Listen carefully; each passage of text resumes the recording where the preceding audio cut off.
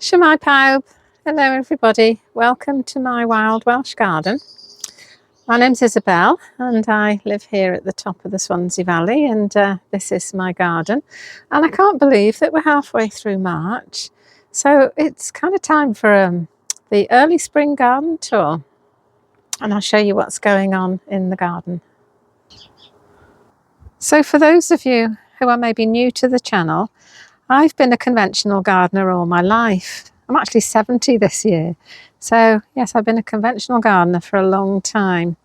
But a couple of years ago, I decided that I would become a wild gardener and I would garden primarily for wildlife. So that's what I've been trying to do over the last couple of years. And yeah, transition's not been easy. And those of you who've been following me will know the struggles that I've had.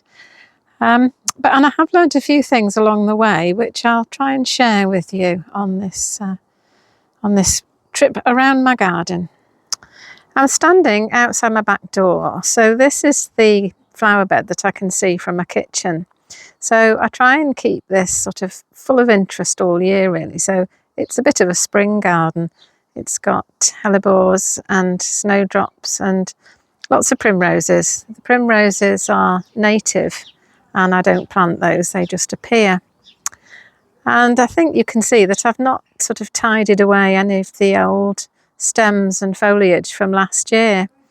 And I was kind of thinking about starting to do that. And I was sitting having my breakfast this morning, and the sparrows were busy collecting up all the little twigs and bits of leaves and things and taking them off, obviously, to build their nests with. So I thought, oh well, maybe I won't clear them away, maybe I'll leave them for a bit longer. But I have been weeding out the little willow herbs that have become quite a pest in the garden. See, there they are there. And you pull them up and they've got quite a substantial root on them. Yes, they're the sort of things that as a conventional gardener I would always have pulled up. But last year, and I think maybe even the year before, I thought, well, I'll just leave them. And yeah, I'm kind of regretting it really, because they are definitely trying to take over the world.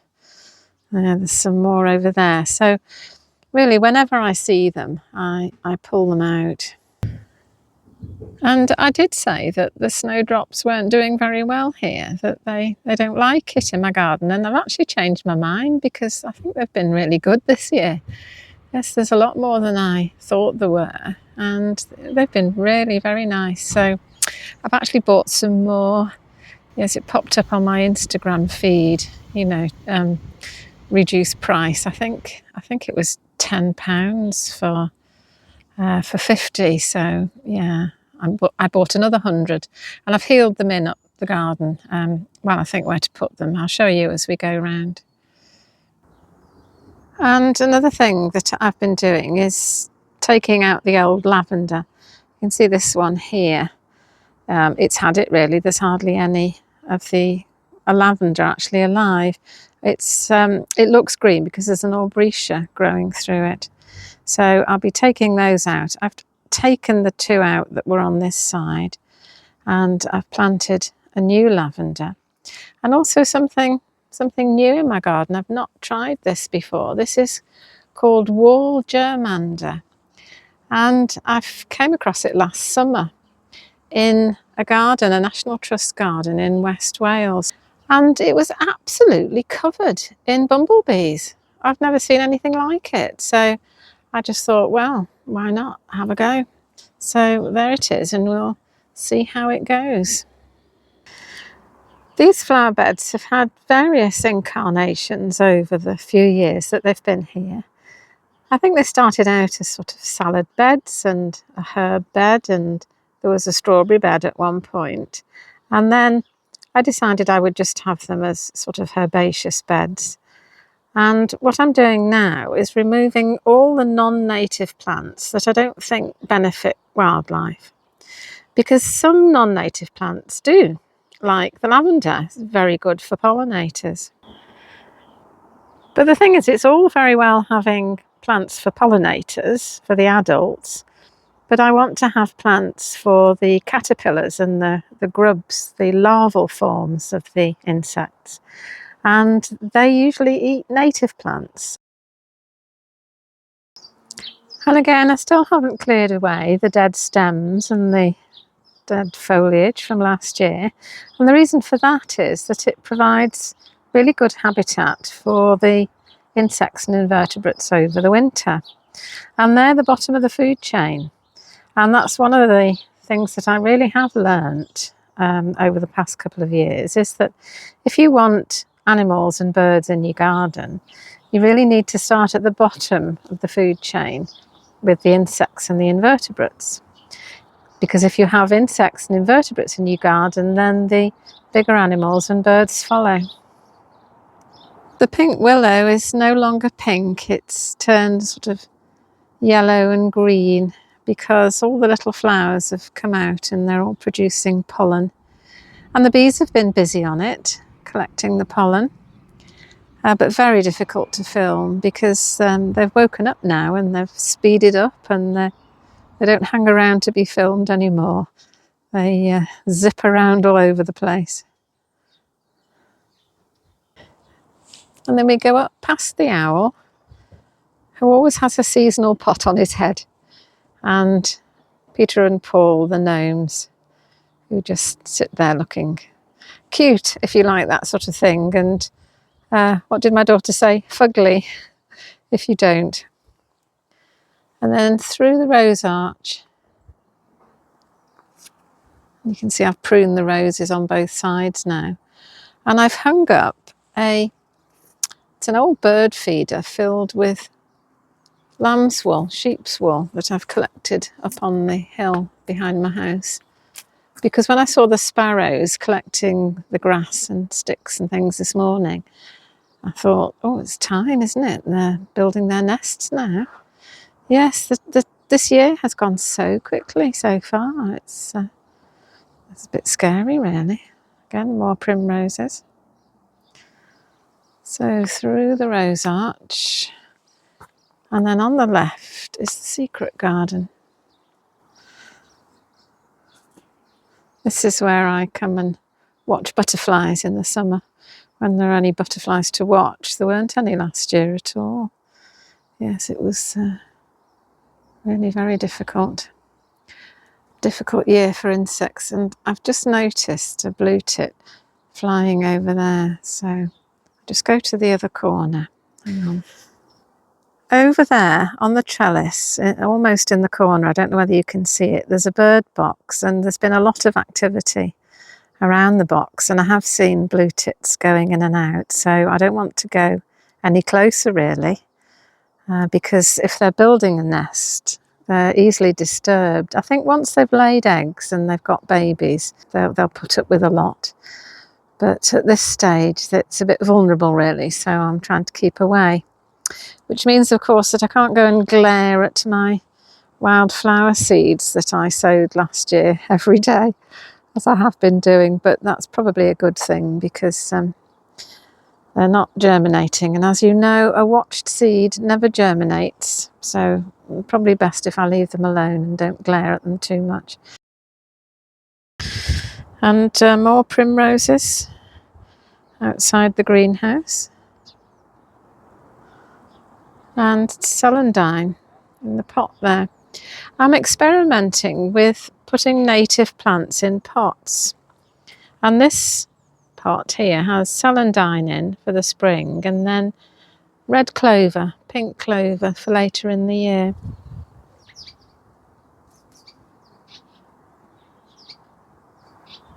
In the greenhouse, I've sown some salad in the bed there, and there's a few sort of overwintered brassicas that will make a meal or two, and some calendula that self-seeded and overwintered.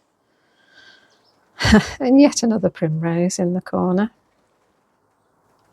And this just shows the different sort of mindset that you need when you're growing wildflowers from seed that you collect yourself.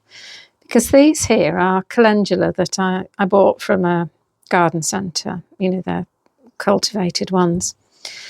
And I'm sure it's less than a week since I sowed them. And look, they're up already. But next door, There's a wild aster that I collected, which absolutely no sign of germinating whatsoever. So the thing is, I don't know when to give up, when to decide that it's a fail, and whether to leave things and just see. It might take years, who knows? But here's something that I sowed last autumn, which is germinating. I just wish I knew what it was, because I've lost the label. And this is my wildlife pond. It's been here about 6 years now, just over 6 years. And for a long time I was really very underwhelmed by the amount of wildlife in it. But this last couple of years it really seems to have sort of settled in and come into its own. And last year, for the first time, I had frogs and frog spawn. I'm not sure that any of the little tadpoles that hatched ever made it to adulthood. But this year I've had frogs again. I counted 15 the other week. And frog spawn again. So hopefully I'll get more. I think there's more this year. So hopefully each year there'll be more and more. And, you know, maybe that's how it works, really. Just gradually, and don't be too impatient. Yes, I'm talking to myself there because patience is not one of my strong points, I'm afraid. But over the corner, in the corner over there, that's where the frog spawn was. And I think you can see that it's not there anymore. And there's just a sort of dark area. It's difficult to see because the sky is reflected in the surface of the water. There, I think you can see them now. So the jelly has really just sort of dissolved and disintegrated. And all the little tadpoles have sort of swum out, pushed their way out into the water. They've all clumped together here. And I guess it's because it's shallower here. And the sun shines on it, so it's kind of warmer.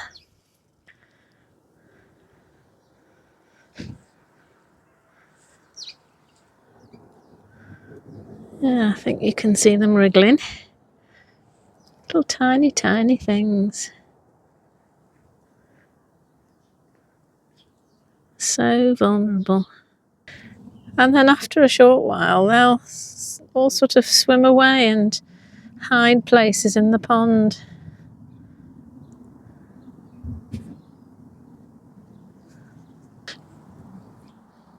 And next to the pond is the hybernaculum that I made last year.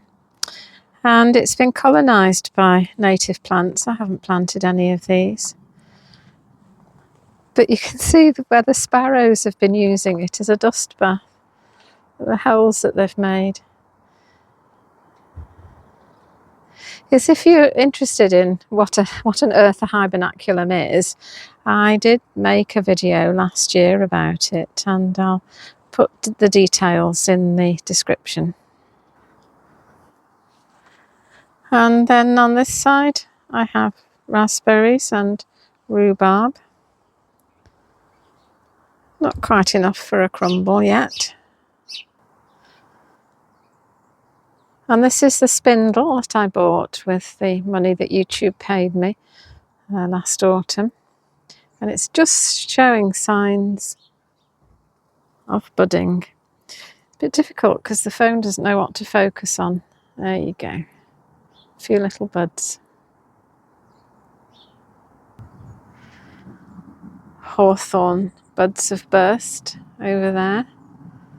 And more signs of buds on the native hedge.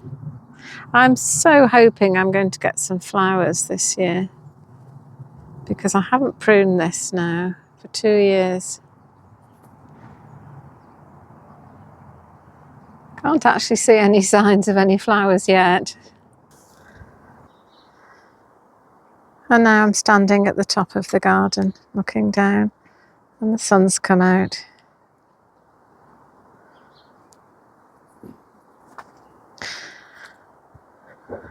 And in this bed here is my teeny tiny forest with Ivy the wood sprite taking care of my teeny tiny trees.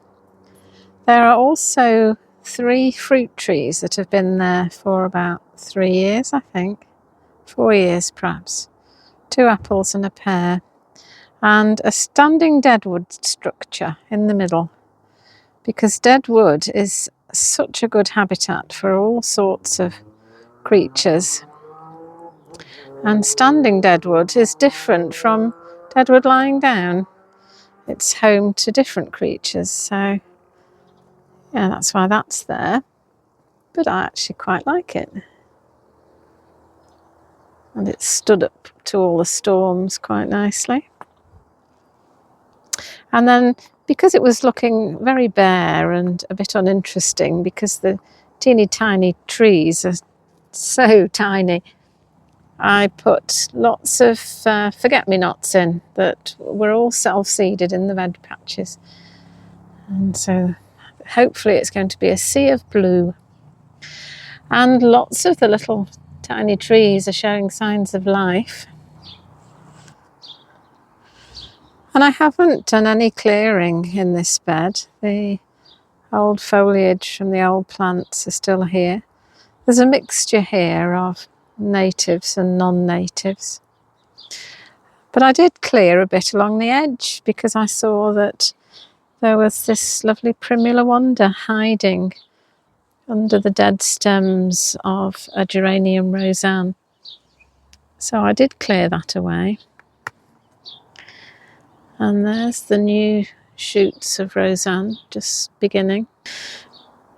I made this bug snug last autumn, and the reason for that is that it's best if you leave the dead stems and plants in situ, really, for creatures to find homes in overwinter. But if you do need to cut them back or cut them down for any reason, you know, if they're looking particularly untidy, or maybe they're flopping over a path or where you don't want them to flop, and you just don't want them there, then you can cut them back and put them on the bug snug, so you're not losing the habitat and it's somewhere for little creatures to overwinter.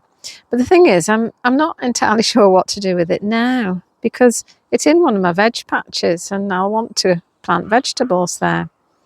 And yes, all the sort of instructions about making a bug snug is, this is what you do to help insects and invertebrates over the winter, but it doesn't tell you what to do at the end of the winter. So I suppose the learning from this is don't build your bug snug where you want to plant something in the spring, if you want to keep it. So yeah, not quite sure what I'm going to do with it, but I don't think it can stay there. Oh, and there are the snowdrops that came. They came yesterday, so I've healed them in here while I think of where I'm going to put them. And I remember to water them this time. And then these are my veg patches, and I've started to sort of clear those because there was that monstrous kale that blew down in the storm, and I just left it there. Well, I've sort of chopped that up and put the softer bits on the compost heap, and I've got some of the trunks over there that I'll probably put in a corner somewhere, or maybe on the dead hedge over the road. And this is one of my favourite places to sit in the garden, because I can sit here in the sunshine, particularly at this time of year in the early spring, and it's lovely and warm. It gets too hot here in the summer, but in the spring it's one of my favourite places to sit. So then we go down the left side of the garden. On the left are some autumn raspberries that I've cut down, and the remains of a plum tree that in a previous video I said was blown down in the storm, but of course it wasn't. It was hit by a flying roof from lower down the road that landed in the next door's garden, but took my plum tree with it. Damaged it so much that I've just had to cut it down. Those are some potted up rhubarb from the rhubarb that I dug up to plant the spindle last autumn. And I've decided I'm going to plant this bed with fruit bushes, because there were fruit bushes in the bed where the teeny tiny forest is now, and they never did any good at all. They were not happy, never really got established. So I'm going to try them here. I've ordered some bare root that should come within the next couple of weeks. So we go. Oh look, there's the kale trunk. So we go through I call it the hawthorn arch, because there's a hawthorn on the right and there's a blackthorn on the left. And the blackthorn is covered in little tiny, tiny buds. But I just don't know whether any of them are flower buds. And next to the hawthorn, between the hawthorn and the holly there, is a Guelder rose. And there are definitely flower buds on the Guelder rose. So we go through the hawthorn arch and onto the lawn. And my summer house, where I do a lot of just sitting. Gets too hot actually in the summer, but in the turn of the seasons, in the spring and the autumn, it's a lovely place to sit, particularly in the evening, because it gets the last rays of the evening sun. And then on this side there's another herbaceous bed that I haven't cleared. Mostly non-natives, I think, here. Mostly phlox and geraniums and a few other things. There's a couple of cornus there that I need to cut back. And there's a rose, and on the other side there's a row of azaleas. They were here when I came, I didn't plant those. And then Magnolia stellata there. And the pieruses. At the side of the summer house, I've let the ivy grow. And in the autumn, it's just covered in pollinators, absolutely buzzing and humming with hoverflies and wasps and bees and butterflies. So I'm just going to leave that, and I keep hoping that birds are going to nest in there. But you know, I've seen birds that I don't normally see in the garden, like long-tailed tits and wrens and the robins, of course. So you never know, perhaps they're going to nest in there. And then down here is what I call a new pond, because I only made this last year.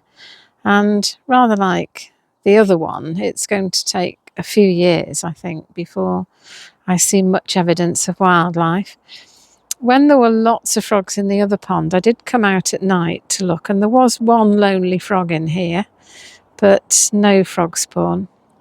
And then what I did last year was I sowed all round the outside with meadow grass, because I want long grassy areas in my garden that I'm not going to cut at all. And the reason for that is that there are a lot of our native butterflies in the UK whose caterpillars actually eat grass. I was surprised to learn that. So yeah, if you do have grass in your garden and you want butterflies, then the best thing you can do is let the grass grow long. So we're just going to go down this path here, past the pond and the cornus with its sprout. So when they start sprouting like this, it's really the time to cut them back. And fortunately, the Magnolia stellata hasn't come out, so its flowers haven't been frosted yet. There's not much going on in the polytunnel, so I don't think we'll go in there today. So we just go down the slope back to where I started the garden tour, past the pieruses, which seem to have recovered from whatever traumatised them last year. I don't know what it was, something about the weather. But this year they seem fine, despite all the frosts that we've had. There's often been bees on this white one, not today. I think it's because it's actually really quite cold today. So I haven't seen many bees at all. And this is the pink pieris, and again, lovely, lovely flowers, but no bees. Oh, no, there is a bee.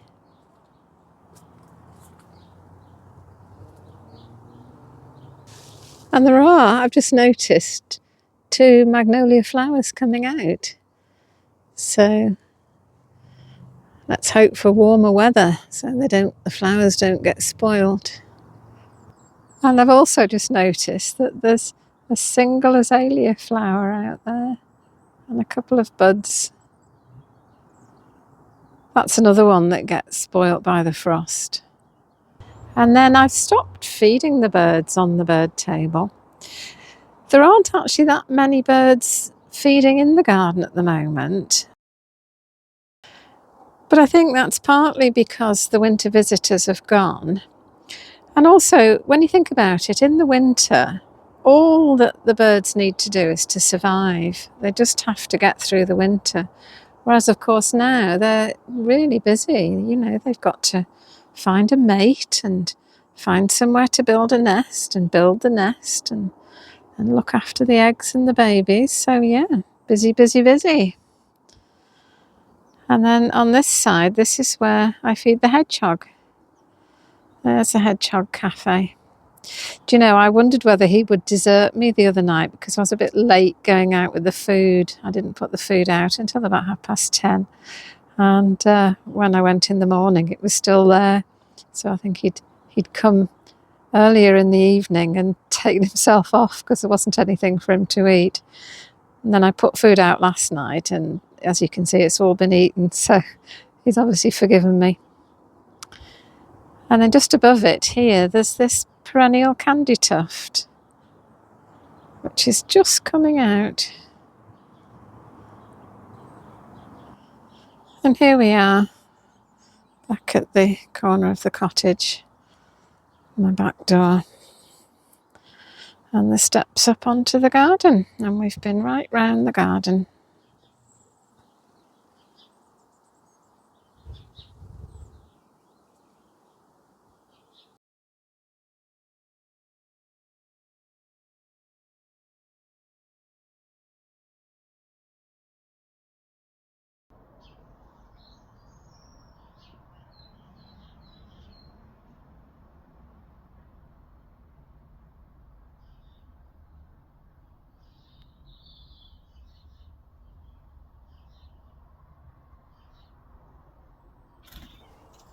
So thanks for visiting me again in my Wild Welsh garden. Thanks for your company, for coming on the tour. And yeah, hope you'll come back again in the future. Well, I just came in here to say goodbye to you all and had a lovely visit from a grey wagtail on the lawn. So I'll say bye for now and leave you with the grey wagtail. Bye. Hwyl fawr.